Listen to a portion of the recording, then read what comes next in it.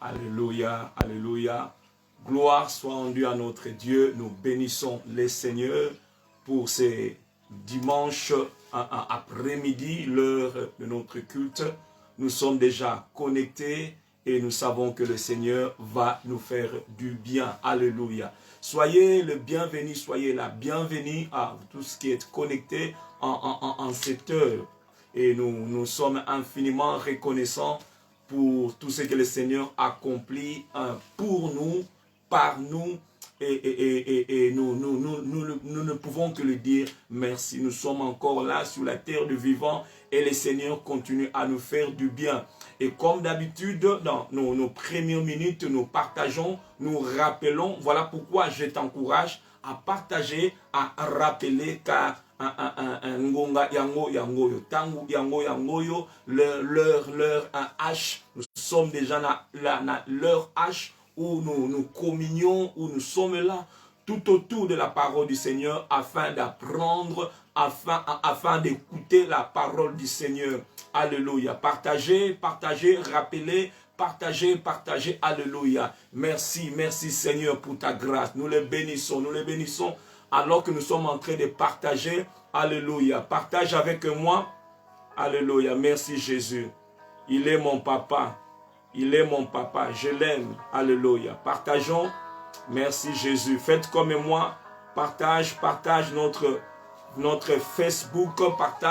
Partage, rappel dans vos groupes, partage partout dans nos plateformes. Nous croyons à la grâce de Dieu, nous croyons à sa fidélité. Nous croyons qu'aujourd'hui encore le Seigneur va nous faire grâce d'apprendre.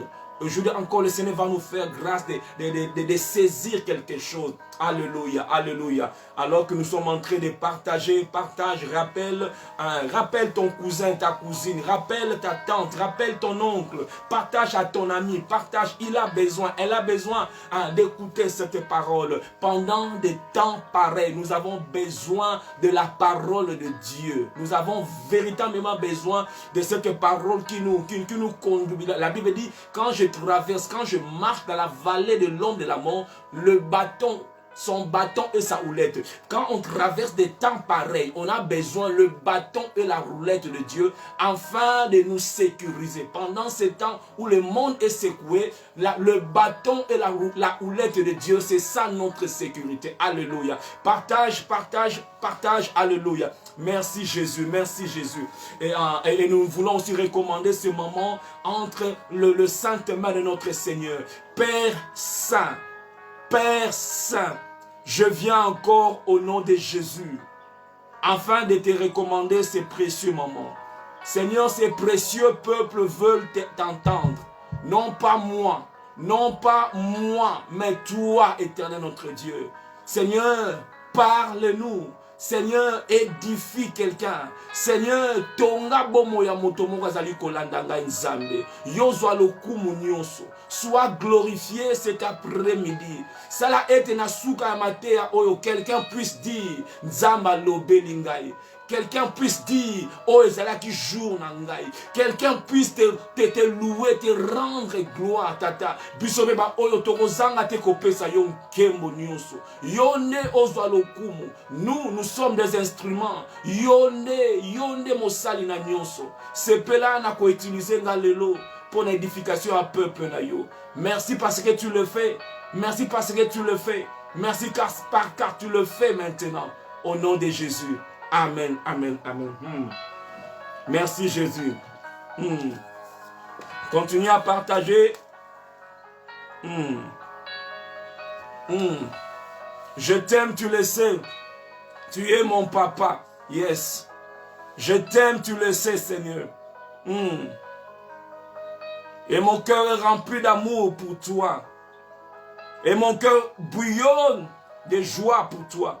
Nzambo azali kobate la biso azamalamu sango malamu babomba kango te ba partage kango mokolo zwaki mukanda ozako partager soki biso ba congolais avant botaza tango za na zemo ozako bomba mais tango o mwana esa botami ozako panza sango malamu tika ete yo otea nanga elongo en partageant la vidéo. Alléluia. Le Seigneur est merveilleux. Nous avons commencé un enseignement, nous avons commencé ces séries de messages et nous croyons que par la grâce de Dieu, nous allons en clôturer aujourd'hui par ces messages. Le thème a été un temps comme celui-ci. Un temps comme celui-ci, le Seigneur nous a fait grâce. Il y a mais le thème sous-thème et je crois bien ils ont écran l'année de la mort du roi Osias. L'année de la mort du roi Osias.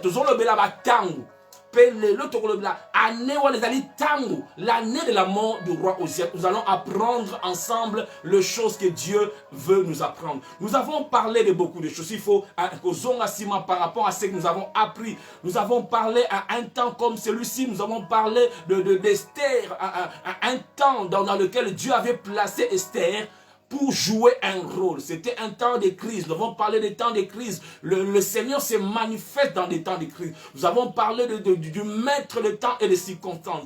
Il est le maître des temps et des circonstances. Pourquoi il est le maître des temps et des circonstances? Parce que dans Genèse, la Bible nous dit que Nzambe nemutakela moina sanza. Pour Moïna Sanza est déterminer les temps, les saisons. Donc c'est lui qui a créé les temps. C'est Dieu.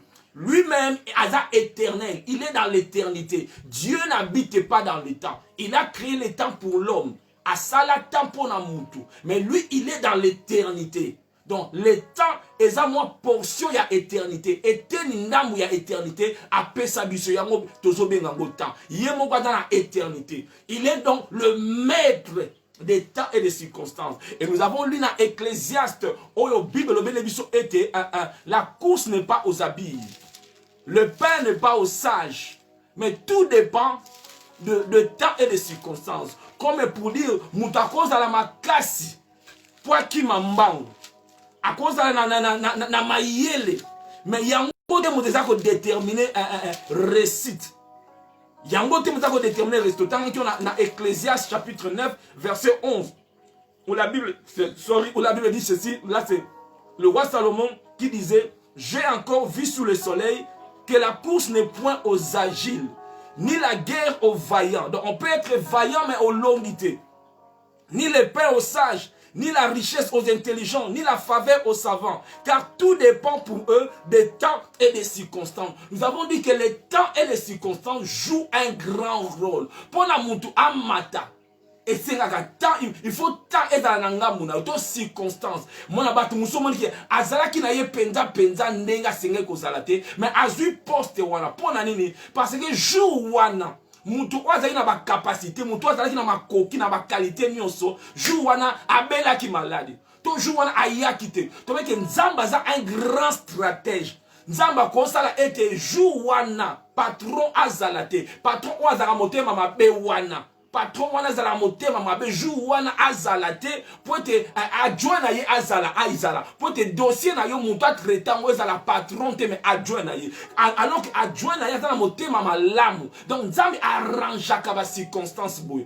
O prof wana bela prof wana na kuna yo koko zwate prof wana alinga kop mais nzamba sa que jour wana professeur wana pine toboki na nzela akangami na mbouteillage et loko moko nzambe arranger ba circonstance pour être tout peut-être ba reporter likambwango tout peut-être jour wana yo zala ki prête milenge la kité nzambe na kosa ndenge na milenge lité jour wana ba reporter. Donc nzambe aza lokola metteur en scène. Aza derrière ma kamutue lekana pour arranger. Et la Bible dit tout concourt au bien de ceux qui aiment Dieu. Il fait tout concourir. Naba oya benga, ba oya ce qu'il a appelé, ce qu'il a glorifié, ba o wana nzambi a bongisa ka makambu. Atezo mona on dirait zo ke na négatif ko bangate. Ye wana zaki na bomo ya Joseph. Tango bazolinga ba boma Joseph. Ada le maître des terres de circonstances.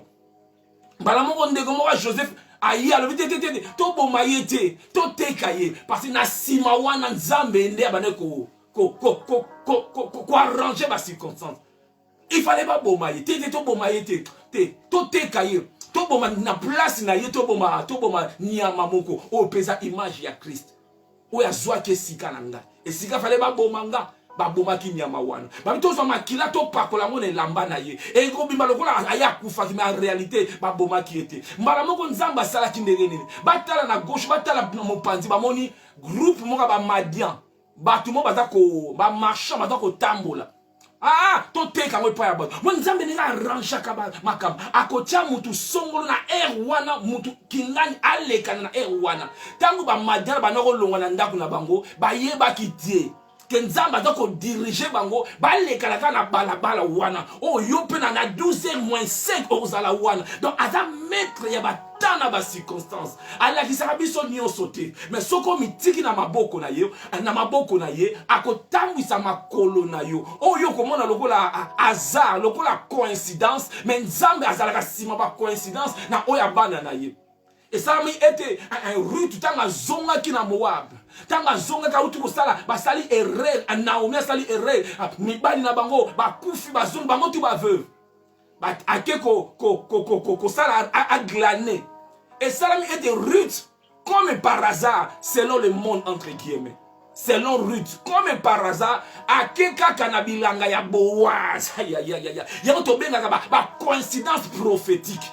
Comme par hasard, akeka pona ni na keneka na nanda ngako babilanga zake bele pona ni akeneka ka pa ya Boaz wana le metteur en scène nzambe na bomoye azalaki derrière ameni makolo ya Ruth kake pa ya Boaz nazo bonde la pleine nzamba mema makolo na yo esika destiné na yo ezali okende esika mususu te obima na gauche te obima na droite te mais okende kaka esika destiné na yo yaza maître ba circonstance rien n'échappe à son contrôle pona Ruth ezalaki na ngoko kaka hasard na keka tango pa zonga zo betela bokilo na ye na ke pa ya mutu moko boye ayambi nga bien na comprendre te tala ko tubilo ka pesinga boye komo na ye Boaz tanga yo ka komba boza eza hasard te le maître des temps et des circonstances yede mutazala ki wana nza asala ka boye nzambo toza koteya asala ka boye mbala moko ba teki pe Joseph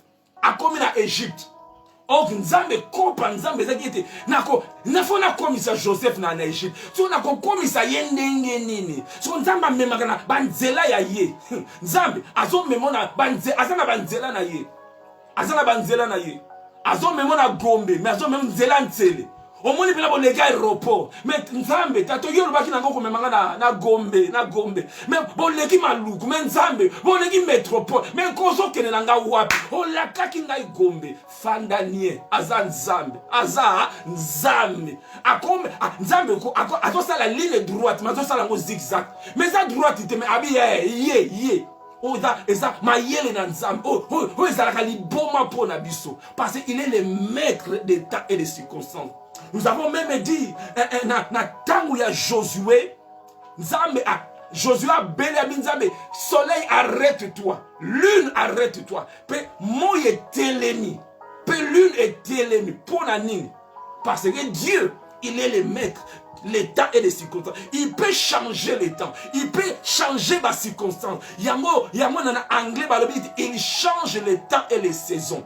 Na yebite saison ni yozali koleka nango. Na yebite ba tani yozali koleka nango. Nzamba bongo la akoko bongo lango. La Bible dit dans Ecclésiaste chapitre 3, il y a un temps pour naître et un temps pour mourir. Un temps pour s'aimer et un temps pour récolter. Un temps pour rire, un temps pour pleurer. Nzamba kozwa tawana ya ko pleurer, a bongo na komita ya ko rire. Parce que azali maître, aza souverain. Ako bongo la. Na yebite tani nzali koleka même na ndako na yo, même na libala na yo, même na famille na yo, même na Kinshasa nzamba ko akoko bongo la yango. Alobi kutu Bible ete mitema ya ba roi eza na maboko na nzambe lokola un courant d'eau, lokola mai na maboko na ye. Soka ninga atemisa mobo eza ye. Po soka temisa mobo o balobaki non kuna patron mo ka changer comme oui na kopesa yo. Aza le maître des temps et des circonstances. Yango to seki to mona nzambe yango bongo. Tanto ko pousa na pene na nzambe to mona bongo. Petro lobaki ete na tangu Daniel alobaki malobango ezaki tango ko ezaki mabe. Balobaki ete bakoboma Daniel na bato mayele nyonso tu wana po bagaki incapable ya ko interpréter noto ya roi. ezalaki na tokolo banini condamnation moko déjà kufa ebali ko régner déjà roi signé qui était boko kufa kala mingi te ndenge to ali ko ete na temps oyo kufa ezali ko régner na gauche à droite ba Facebook kona biso etonisami na maloba oh j'ai la douleur d'annoncer ba to bakomi ko banga est-ce que next one ekozala famille na ngate ekozala ndaku na ngate ekozala ngate ekozala ba to bakomi na incertitude. Sikoyo, pour Nzambe a bongo la temps, na circonstance. Daniel a tangi si biso ote, a kendaki ko bonela. A bengi ba compagnon na ye misatu, et puis il s'engageait à implorer la miséricorde de Dieu. Wana nzela, pour ma kamwe bongwama, eza prière. Pour saison, pour Daniel ezali na saison mabe. Saison mabe, on va y ba ko boma.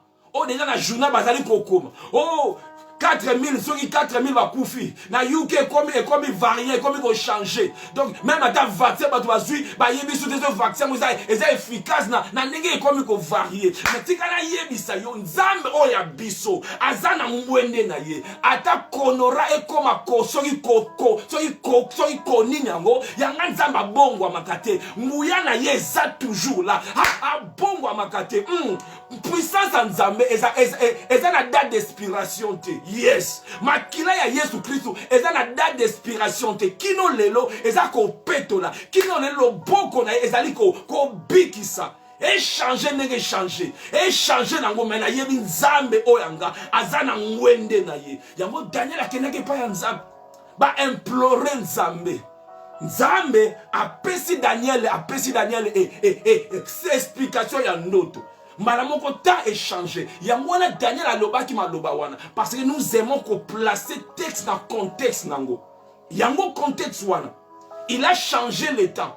Tant zalita ya kufa, ya condamnation. Malamoko et comme kita ni lita ya élévation. Nazo bon de la nzambe pa bongo la ta ya moto mo azali ko landa ngai. A bongo la ta wana ya ko lele ko mata ya ko seka. Bisika yo lela ki nzamba ko sekisa yo.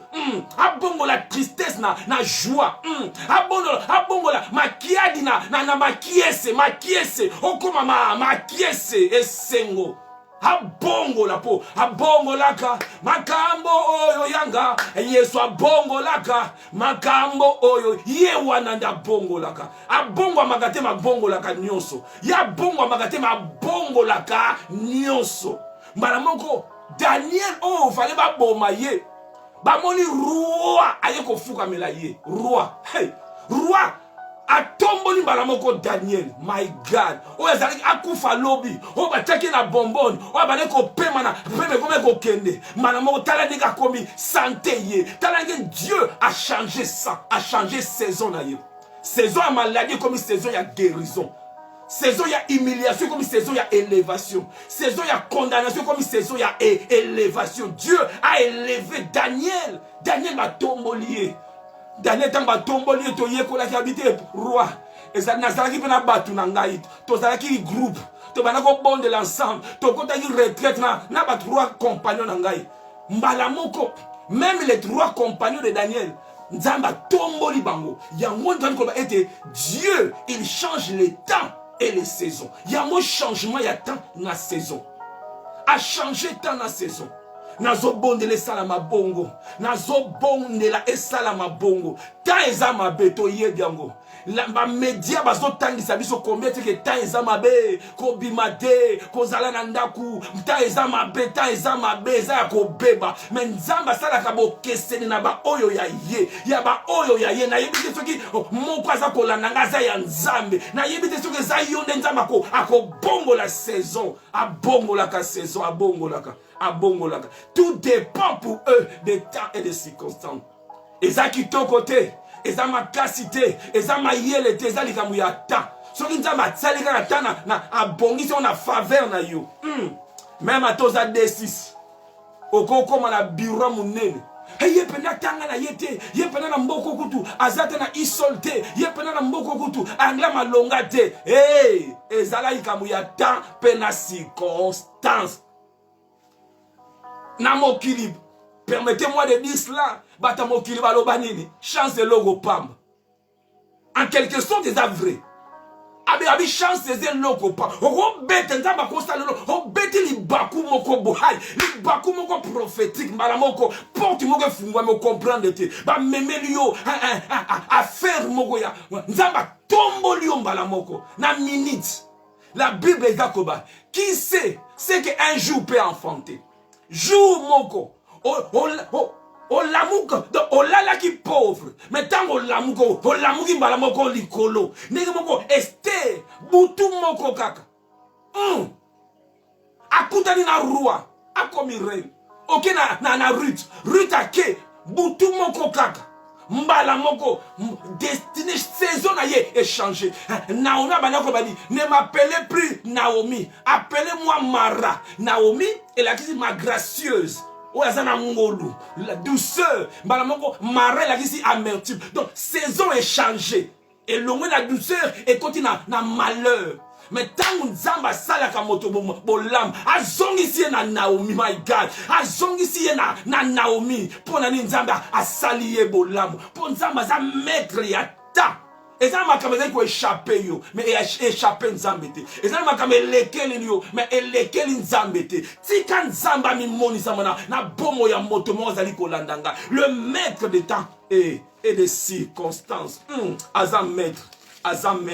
Même toloba qui la fois passée, même ba erreur na biso misusu. So ki to mi kitisi liboso na nzamba ko bongo la erreur na yo. Et sika ba chola kiyo. Toloba ki liso ya kisi o penicilline. O eza le antibiotique to koloba. Penicilline wana denge Fleming o akelango, akela ki yango par erreur.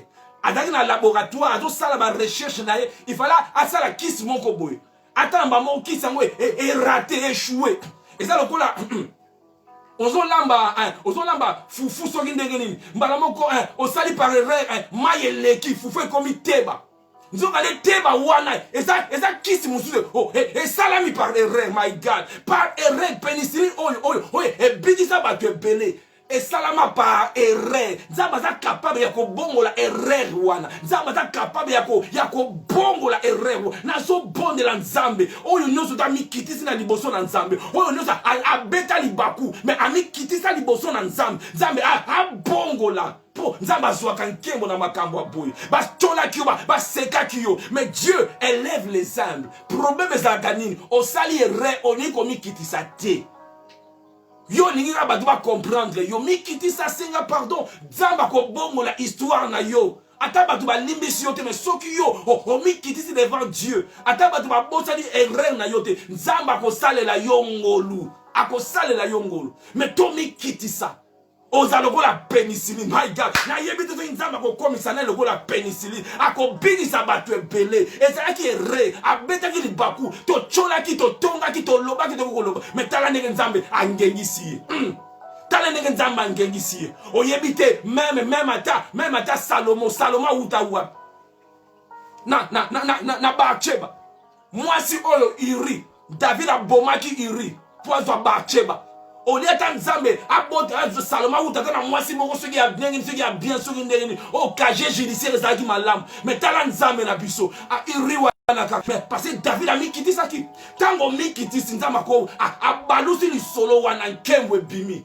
nkembo ebimi na kati ya messe na yo message ebimi na kati na messe na yo message ebimi. Yes, déception na comme une réception, my God, déception comme une réception feti poison nzambe. Jonas a betaki libaku a désobéi akena ye uesika soki wapi akwa azu boîte akena soki na Tarsis nzamba tine na Ninive mais Jonas a poni nzela mabe mais Yesu na nouvelle alliance ma soleuse bela ko bet azu lisola Jonas alobi lo lenge moko Jonas azalaki 3 jours et 3 nuits na libumwa mbisi mwana na motope akozala 3 jours et 3 nuits na sena kunda na sena mabele ereruana nzamba ziongi comme une leçon ya résurrection nzamba salela yongolo nzamba abongola ngo abongola yango alongola kasoni azan zambe mwana oto lobaki mikolo oyo uti koleka yango naza ko encourager ndeko zwaka ta ya kolanda mateya eza na YouTube et partage et je crois que nous serons tous bénis. Aza maître tangu na yebete nzambe nanga aza maître ya tana circonstance na kobanga te ate yindi ndenge nini aza maître. Rien n'échappe à son contrôle. Aza maître, asimia na maboko na ye. Toloba kango ete mes destinées sont entre les mains du Seigneur. Baloba, ekomi boye, ekomi soki ndenge nini. Baloba soki bakoko loba. Bazwa ba destiné bakoko zwa. Ba prophétie bimanango. Mais oyo ngai na yebi, Nzambe atika bana na yete. J'étais jeune, j'ai vieilli, je n'ai jamais vu le juste abandonné, ni sa postérité mendiant son pain. Yango ne prophétie, parce que prophétie a solo, et ça m'a commis. Peu importe oyo mutu akoko loba, et comme ça rango solo, mais il faut encadrer na ma commis. Nzamba lobi ete moyenge beni, bati atika ka yete, non. Kaka moyenge benite, Nzamba keme na ba postérité na ye. Na bana oyo to boti na mboka oyo. Na bana oyo bota Nzamba akobate la bango. Je n'ai jamais vu le juste abandonné. Obozala moto liboso te Nzamba ko abandonner yo te. Ko tika yo te. Yo kaka te me na bana na yo akotika bango te. Atana na todana ba mboka oyo éducation ça passe mais Nzambe asi aloba akotika bana nga te nandimi yango. Gloire soit rendue à notre Dieu. Et si qu'on rapidement to suit ba Bible na biso wana za ki moi ko rafraîchir mémoire na biso to tangi na Ésaïe chapitre 6 et si ka texte na biso ya base pe to kotanga na 2 Chroniques chapitre 2 na 2 Chroniques chapitre 2 et ça un peu lecture à moulaï to kotanga to ko sauter ba verset mususu na Ésaïe chapitre 6 verset 1er ti na 8e je crois bien yango ne ezali texte na biso de base thème na biso ça l'année de la mort du roi Osias. To banana na 2 Chroniques chapitre 26 pour toyeba background toyeba arrière plan ya li solo oteni koloba pour to sepelaka toujours ko tia maloba na Nzambe na contexte nango to respecter contexte parce que kolobela mula oyo roi Osias akufaki l'année de la mort du roi Osias. La Bible dit ceci dans 2 Chroniques chapitre 26. Tout le peuple de Juda prit Osias âgé de 16 ans. Na 16 ans d'akomaki roi. Osias qui le roi d'Israël oya roumela na trône collègue. Même collègue David. Le kola queen na biso lelo je crois bien that reine oya roumeli na monarchie na ye le kola ba roi to ba reine nyos je crois bien. Alors ba le Bible biso était Osias, âgé de 16 ans, et on l'établit roi à la place de son père Amasia. Osias rebâtit Elot. Talama, misalama l'importunité yeba Osias chango. Makamuni ville zakindengeni. Ababi il rebâtit Elot. Donc atako salamo salamalam. Et la fille rentrait sous la puissance de Juda. C'est que baboto la kiango, ye atongi yango, pe azongi siango na maboko ya Juda. Nazo bon de la peine Nzambe. Ba kondina biso na Congo, ba zala na molimo o yako reconstruire. Ba kondina biso na Afrique, ba zana molimo o yako reconstruire. Il rebâtit Elot et la fille rentrait sous la puissance de Juda. Après que le roi fut couché avec ses pères. Osias avait 16 ans lorsqu'il devint roi. Il régna 52 ans à Jérusalem. Sa mère s'appelait Jécolia de Jérusalem. Il fit ce qui est droit aux yeux de l'Éternel. Et Salama Bongonaba continua biso. Entièrement comme avait fait Amasia son père. Il s'appliqua à rechercher Dieu pendant la vie de Zacharie. Et Salama Bongonaba continua biso. Il s'appliqua à rechercher Dieu pendant la vie de Zacharie, qui avait l'intelligence de vision de Dieu. Et dans le temps où il rechercha Dieu, qu'est-ce qui s'est fait? Pendant ce temps, Dieu les fit prospérer. À faire prospérer roi Wapo, azako lukanzambe pendant ta oyo yazako lukanzambe na bata lokola oya bo oba lukanzambe prospérité pe elanda kaba oyo ba lukanzambe tikate nzambe à faire prospérer motomoko oyo azako lukaye nzambe à faire prospérer yo. Verset 6, il s'est mis en guerre contre les Philistins et a battu le mur de Gad. Yoka ba victoire. Il a battu le mur de Gad. le mur de Jabné, le mur de Aston, et construisit des villes dans le territoire d'Aston et parmi les Philistins. A construit ma ville parmi les Philistins. Pourquoi? A gagné, a conquérir ma terre. Tala misala ya Osias. Verset 7. Dieu l'aida. Parce que Dieu l'aida contre les Philistins, contre les Arabes qui habitaient à Gurbal et contre les Maonites. Les Ammonites faisaient des présents à Osias. Même les ennemis na ye, présent. T'as l'impact au roi Oazaki Nango. T'as l'influence au roi Oazaki Nango. Verset 8 toujours. Et sa renommée s'étendit jusqu'à la frontière il y a Égypte. Car il devint très, très puissant. Comment qu'il a ngouya makasi. Et clé nango zakinini. Il s'engagea yako lukanzambi. Il fit ce qui était bon. On zamba pesa biso ba kondia boye. A komisa ba kondina. Ba ya Afrique penza boye. Verset 9. Osias bâtit des tours. Talanaka construire. Il bâtit des tours à Jérusalem, sur la porte de l'angle, sur la porte de la vallée, et sur l'angle, et les fortifia. Il bâtit il bâtit des tours dans le désert et creusa beaucoup de citernes parce qu'il avait de nombreux troupeaux dans le vallée et dans la plaine et des laboureurs, des vignerons dans le montagne et au Carmel car il aimait l'agriculture. T'as la vision même, il y a agriculture. T'as la mokondio. Atongi azako sala makambo wana même baba emploi ezako se multiplier bato bazako zo misala azako longa bitumba azako conquérir même ba Philistin baneko nyokola l'ennemi juré ya bana Israël tala ndenge na tana ye tanzo lukanzam tanga afandisi bonzambe tala makambo même mboga ezako za la développer to soki kaka wana te. Verset 11. Osias avait une armée, oh my God, une armée de soldats qui allaient à la guerre par bande, compté d'après les dénombrants qui en fit le secrétaire Jéhiel et le commissaire Magessa, et placé sous des ordres de Anania, l'un des chefs du roi.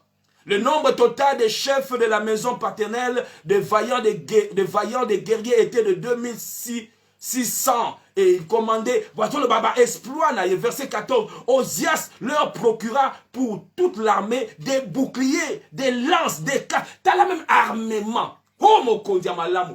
T'as armement, t'as équipé armée na bango. Verset 15, il fit faire à Jérusalem des machines inventées par les ingénieurs. On a commenté des mboka boy.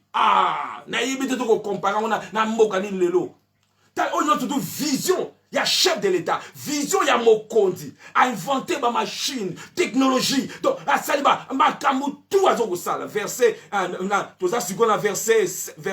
15, toujours, partie B, sa renommée s'est étendue au loin, car il fut merveilleusement soutenu jusqu'à ce qu'il soit devenu puissant. T'as là-bas, misala ya Mokondi, misala Mokondi aboye. Nana koluka akalonga mboka boy akele kubwaka ngunda suku kwa nana koluka alonga mboka boy oyo bakamakamutu abongisi côté agriculture tout était bien fondement ça la kidini nzambe il s'appliqua ya koluka nzambe makamutu ko sala malamu na ndaku makamunyo ko sala malamu parce que nzambe nde fondement.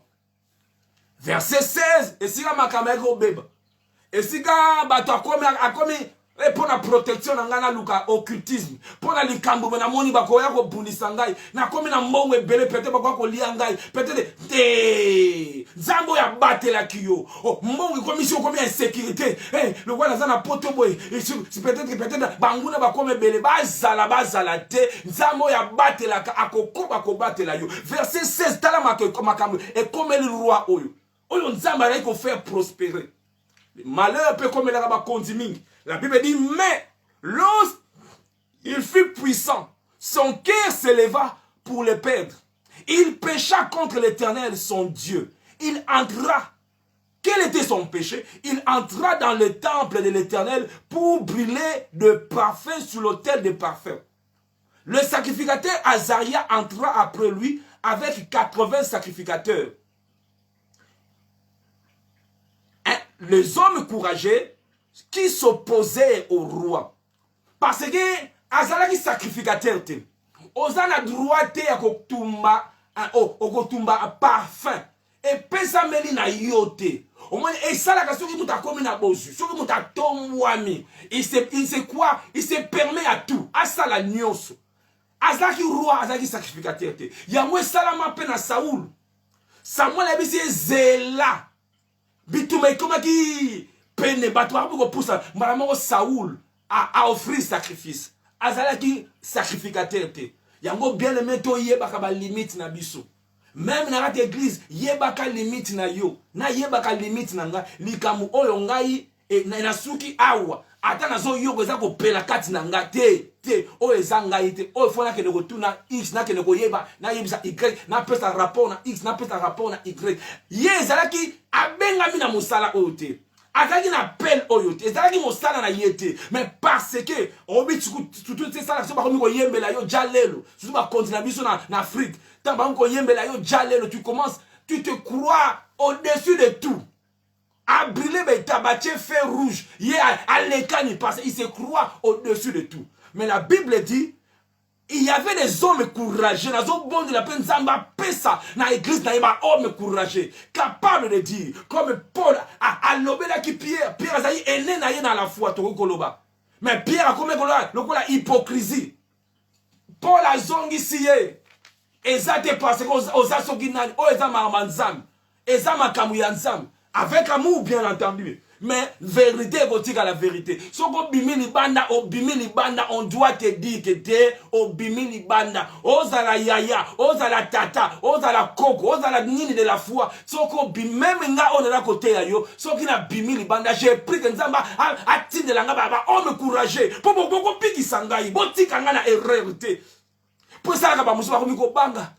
bakomi kobanga te oyebisa ye peut-être mais soki olingaka moto wana yebisa ye la Bible il y avait des hommes courageux c'est-à-dire il y avait aussi des hommes qui n'étaient pas courageux on va remarquer bamonaka défaut wana yesoko yebisi ye pardon azomona penaki olataka mabe tango lata ndeko yaka l'église wana pendo lata mabe tu t'exposes ce n'est pas et ça bien de mon moi salibal et ça bien de mon chrétien alata ndeko lata et ça mais na lo bananga te na lo ban to komaka ko keba na lo bananga te azomona bien là une façon peut-être on doit comprendre des soins ya mobile toi moi tu ya banana yo zam bien dieu façon peut-être on doit comprendre des soins ya ndaku na peut-être des bien alingi pe a aider yo alingi pe a aider mais yeso ki na lobby akokanisa moni sata kotisi bakanise bele moeto sungane zate yeso ki na lobeli akokanisa peut-être na choliye akokanisa to atie donc ba barrière poto sungana te yeso ki na lobeli mezo mona nenga za ko mema bana ozo mona nenga za ko ezape na bien te et là te les ape na bien te nzamba restaurer église na ye na kati na bolingo tozala na elan wana ya kosunga avec sagesse pe amour po ezala bato mosusu azana bwani ate ayebi te ndenge baloba azana bwani ate pasa koloba ezobima na bolingo te et ça blesse omona mutu oli ayamba makambo lobi a résister mais nzambe pa pesa yo nanga oyo on peut avoir des défauts tango apesi biso reproche tozwango même ata mutu anga pesa nga ezangi sagesse mais eko edengai soki na corriger edengai yata yango sans amour sans sagesse mais ngana tala côté wana te ngai kaka na bongisa le reste nzambe asunga ye nzambe asunga biso la Bible il y avait des hommes courageux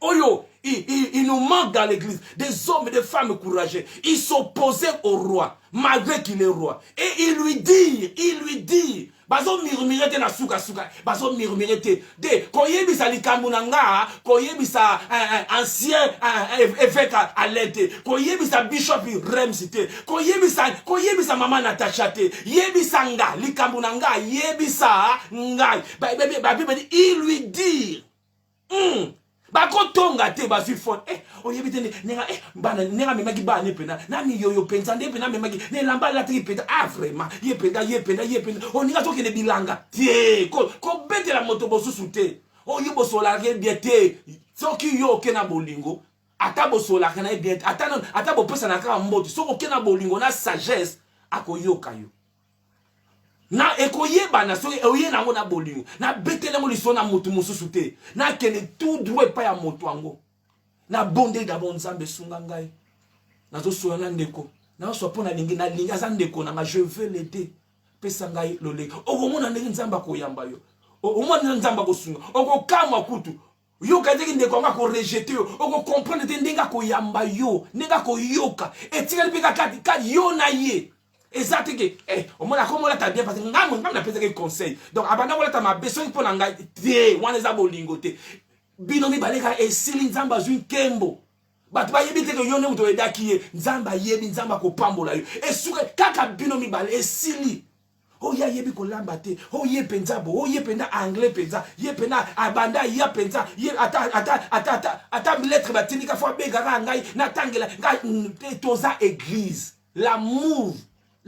La Bible dit, ces hommes courageux, ils lui disent, tu n'as pas le droit aux Osias d'offrir le parfait à l'Éternel.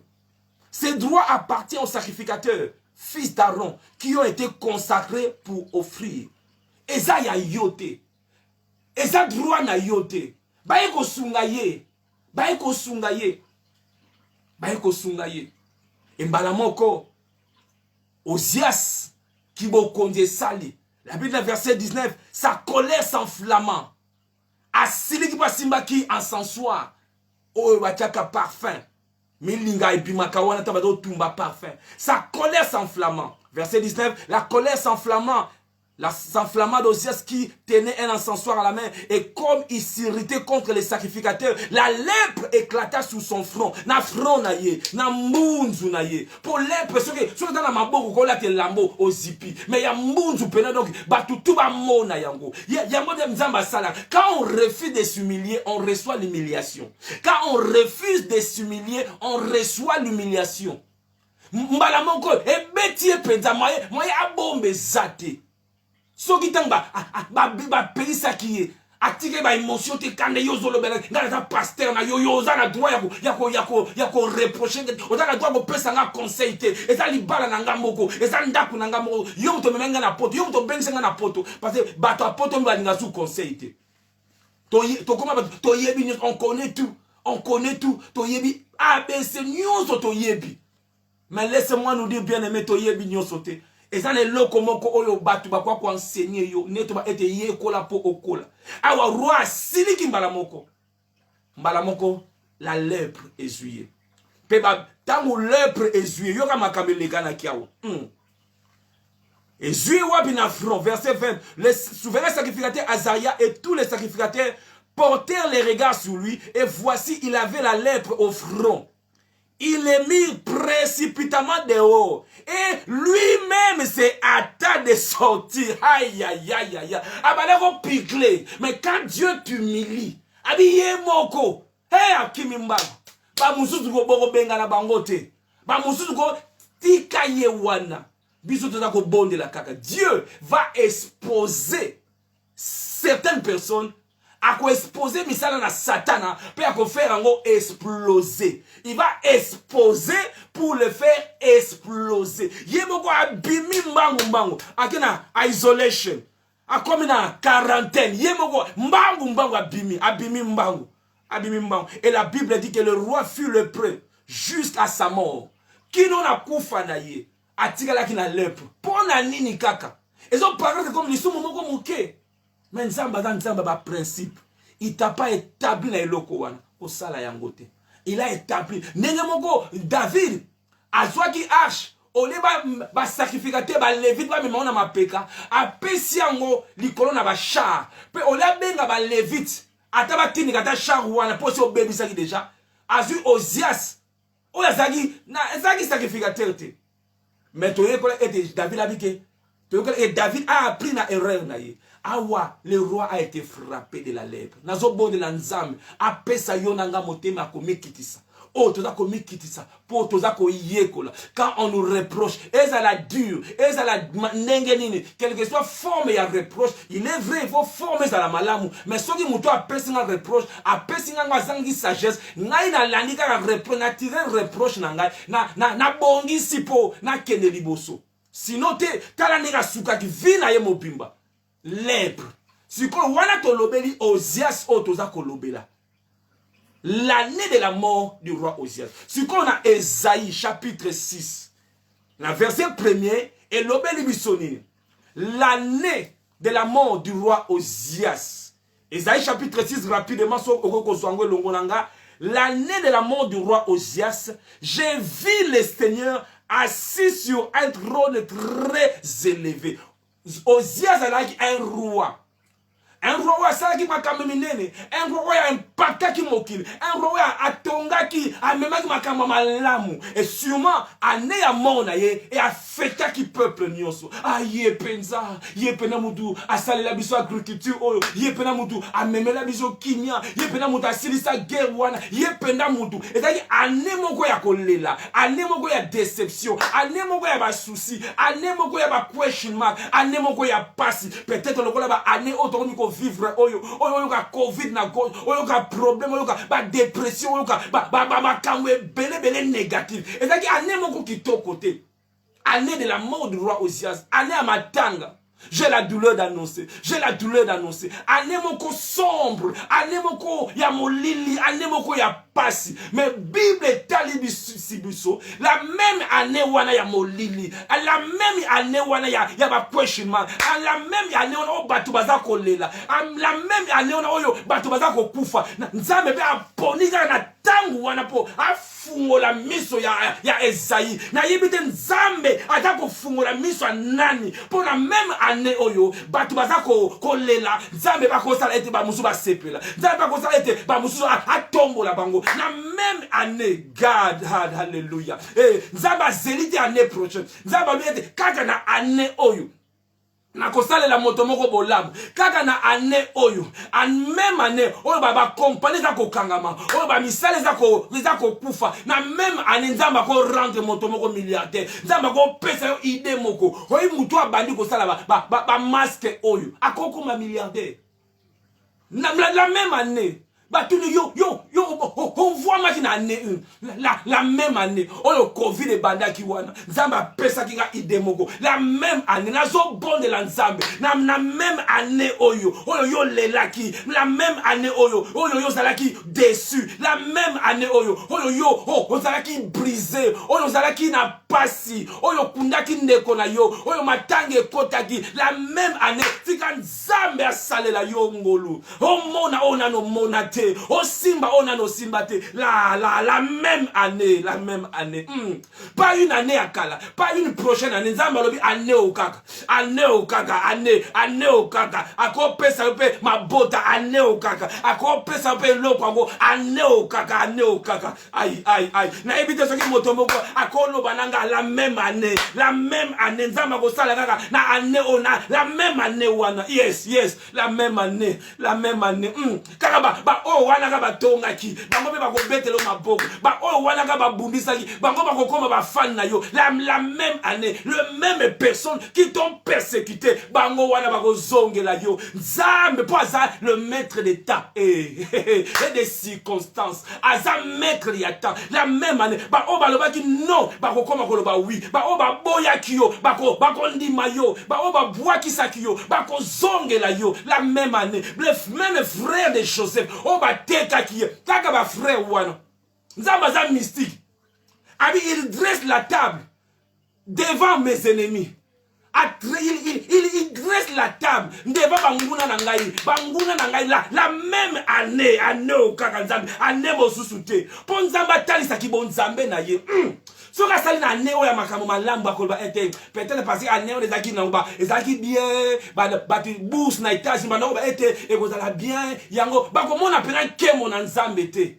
bakomona pena bakoba peut-être dans hasard mais so eza na année ya molili o ba pronostic to za mabe oyo diagnostic za mabe so ki nzamba sali na tangu wana bakolo o za nzamba là c'est la main de Dieu même monganga wana walo ba yete akobota te o ya pesa iba maloba wana kaka nzamba kamisa ye hôpital wana ka ba loba ki soki nini nzambe okobota kaka na hôpital wana kaka wana penza ba monganga wana kaka oya operaki oya lobaki soki nini oya baneko traiter mwana yo oya baneko oya lobaki ke eskana yo nteke komi boye esili nzambe oyo ngai kaka wana hey. La même année la même année famille ba bwakisaki ye penda abota na bomwana ye ba sentaki ye ba mona kyo soki ndenge nini hey. La même année nzambe nanga azanza kibo nzambe na ye mona na makambo aboye nzambe azoka makambo ya pasi nzambe memela ke équation difficile ya pas nzambe ya kana équation ya ba des inconnus le coup là Daniel a memelié l'équation à des inconnus ndoto to bosani interprétation peut to yebite yango na azan nzambe spécialiste na makambo oyo impossible nzambe lingaka bongo oyo yoko ko sala pesa mo papa noko na yo tuna mobali na yo mwasi na yo benga so tata mwasa sunga yo mais moni que yoko kokate atalela ye la même année ha yango bible ba mo wana ba cha